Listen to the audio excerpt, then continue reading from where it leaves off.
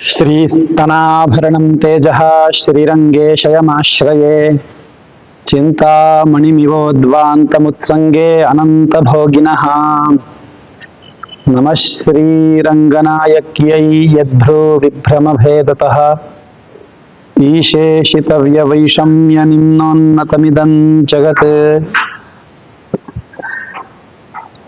हमारे प्रज्ञेश स्वामी जी का यह प्रश्न है कि वैष्णव लोगों का लक्षण क्या होता है, वैष्णव लोगों को कैसे रहना चाहिए, ये इन्होंने प्रश्न किया है। बड़ा सुंदर प्रश्न है। तो इसमें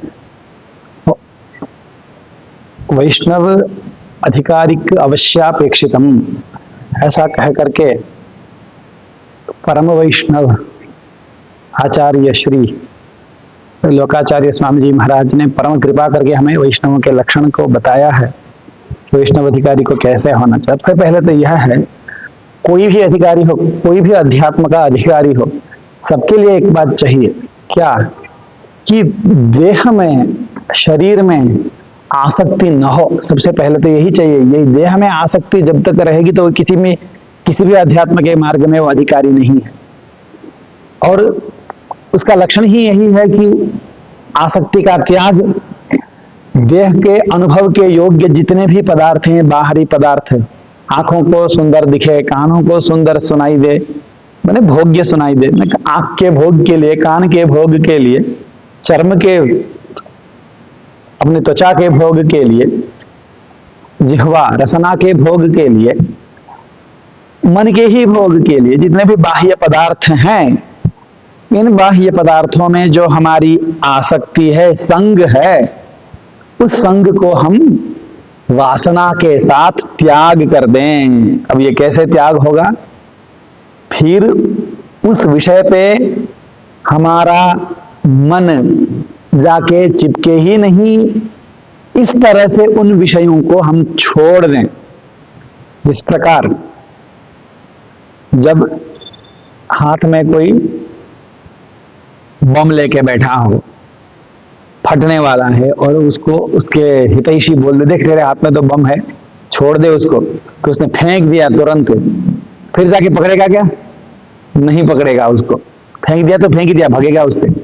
इसी प्रकार विषयों से हम अत्यंत ही वितृष्ण हो जाएं, उनके संबंध के कल्पना मात्र से ही हम भयभीत हो जाएं, यह पहले आवश्यक है। विषयों में वैराग्य, विषयों का त्याग, ये बाह्य विषयों का त्याग, ये बहुत आवश्यक है। अब ये कैसे होगा? ये तो भगवत कृपा से ही ये सब होगा। उसके बाद ये एक सामान्य लक्षण हुआ। उसके बाद वैष्णव का दूसरा लक्षण क्या है? जब वैष्णव वो होता है जो भगवान का आश्रय लेता है।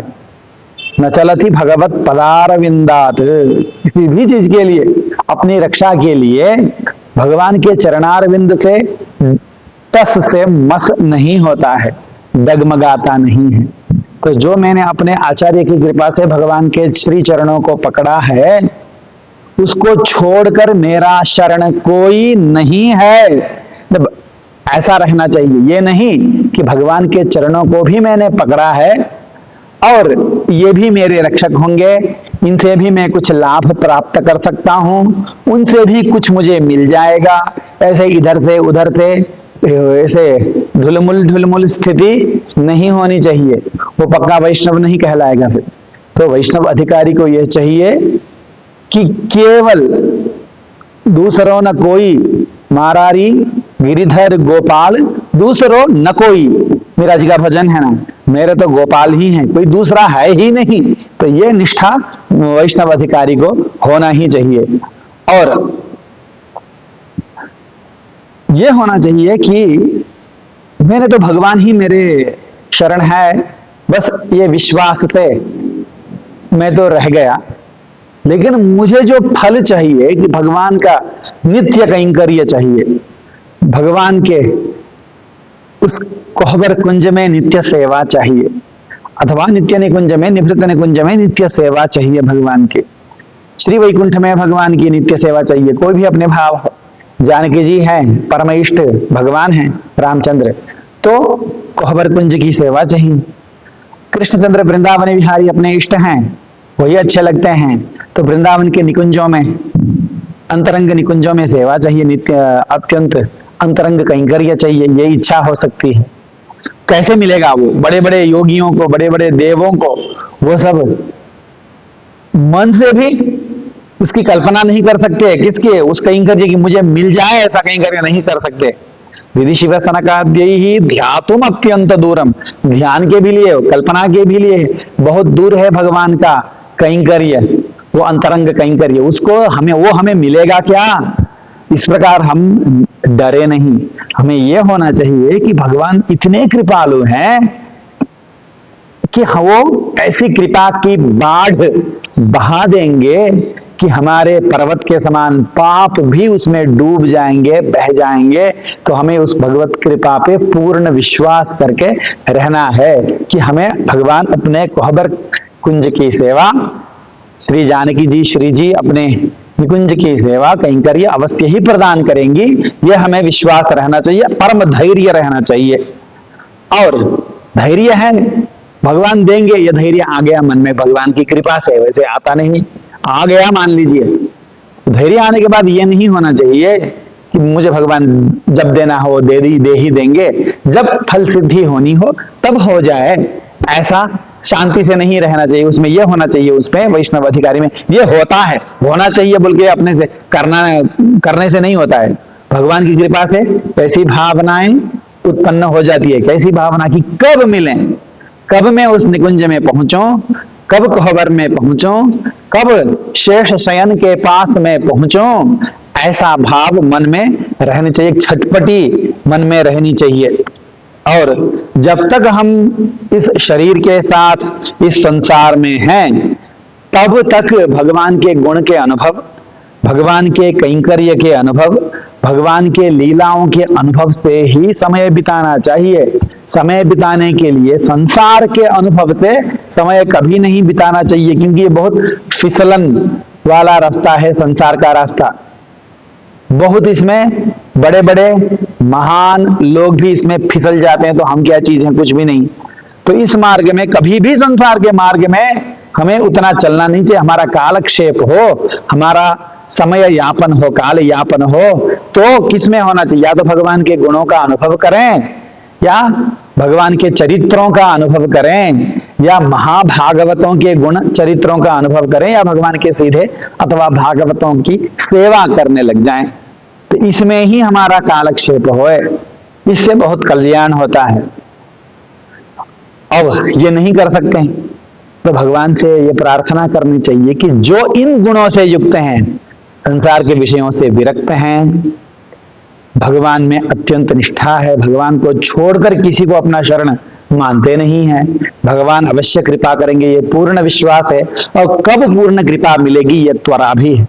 जिन वैष्णवों की स्थिति ऐसी हो चुकी है, उन वैष्णवों के उनकी महिमा को जान के उनके साथ अत्यंत प्रेम करना चाहिए। भगवान से सीधे प्रेम नहीं हो पा रहा हो, कोई बात नहीं, तो ऐसे वैष्णवों से हमें प्रेम करना चाहिए, बहुत दुर्लभ है ये। उसके बाद आचार्य ने जो स्वरूप को ज्ञान कराने वाला और उपाय को ज्ञान कराने वाला, उपेय के प्रार्थना रूप जो मंत्र प्रदान किए हैं, उन मंत्रों में चिपक के रहना चाहिए। इसके ये नहीं कि ये भी मंत्र श्रवण कर लिया, वो भी मंत्र श्रवण कर लिया, ये भी कोई अनुष्ठान कर रहे हैं, वो भी अनुष्ठान कर रहे हैं, यहाँ भी भग रहे हैं, वहां भी जा रहे हैं, ऐसे नहीं। अपने को शीघ्र लाभ चाहिए। अब लाभ तो क्या है? भगवान का लाभ ही अपना लाभ है, अपनी दुर्गति नहीं हो, भगवान के अत्यंत प्रिय बने रहे हम, ऐसी हमारी कामना है। तो हमें यही रहना चाहिए कि जो भगवान ने हमें रास्ता पकड़ा दिया, बस वही हमारा रास्ता है। ये नहीं कि इधर भी भटक रहे हैं, उधर भी भटक रहे हैं ना। उसके बाद जिस आचार्य ने हमें भगवान का मार्ग दिखाया है, भगवान के चरण ही तेरे उपाय हैं, भगवान के चरण ही तेरे शरण हैं, जिस आचार्य ने कहा है, उसमें अत्यंत प्रेम होना चाहिए उन आचार्य के चरणों में। और आचार्य और ईश्वर, आचार्य पे कृतज्ञता होनी चाहिए कि उन्होंने भगवान से हमारा संबंध जोड़ दिया है, और भगवान से प्रेम यह होना चाहिए कि भगवान आपकी परम कृपा है कि जो ऐसे आचार्य को आपने मिला दिया।